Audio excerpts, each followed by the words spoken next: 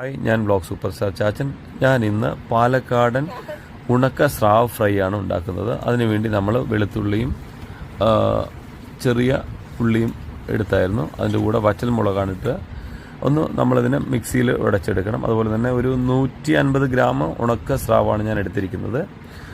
അതിന് മഞ്ഞ വെള്ളത്തിലൊക്കെ ഇട്ട് കഴുകിയെടുത്ത് റെഡിയാക്കി വെച്ചിരിക്കുന്നതാണ്. നമ്മൾ ആ മിക്സിയിൽ ചെയ്ത സാധനം മിക്സ് ചെയ്ത് നമ്മളിത് എടുത്തിട്ടുണ്ട്. അത് ഞാൻ ഇച്ചിരി അരപ്പ് ഹാർഡായില്ല, ഇച്ചിരി വെള്ളം പോലെ ആയിപ്പോയി.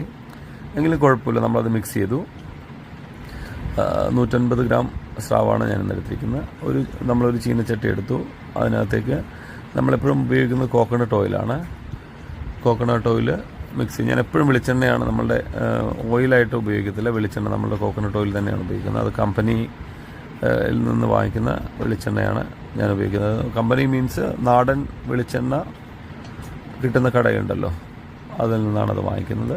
അപ്പോൾ നമ്മൾ എണ്ണ ചൂടായി വരുന്ന സമയത്ത് നമ്മൾ കറിവേപ്പില ഇടും. കറിവേപ്പില എണ്ണ തിളച്ച് വരുന്ന സമയത്ത് കറിവേപ്പില ഇടുന്നത് വെച്ചാൽ നമ്മളുടെ മീൻ അടി പിടിക്കാതിരിക്കാൻ വേണ്ടിയാണ്.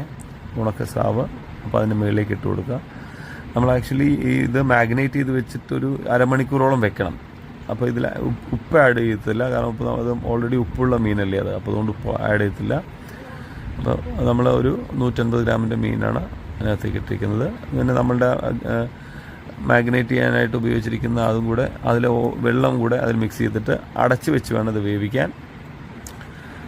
അടച്ച് വെച്ച് വേവിച്ച് കഴിയുമ്പോൾ നല്ലപോലെ വെന്ത് ഇതുപോലെ കിട്ടും. അപ്പോൾ നിങ്ങൾക്ക് എൻ്റെ വീഡിയോ ഇഷ്ടപ്പെട്ടാൽ സബ്സ്ക്രൈബ് ചെയ്യണം, ലൈക്ക് ചെയ്യണം, ഷെയർ ചെയ്യണം. അഭിപ്രായങ്ങൾ എന്തെങ്കിലും ഉണ്ടെങ്കിൽ കമൻറ്റ് ബോക്സിൽ നിങ്ങൾ ആഡ് ചെയ്യുക. Thank you.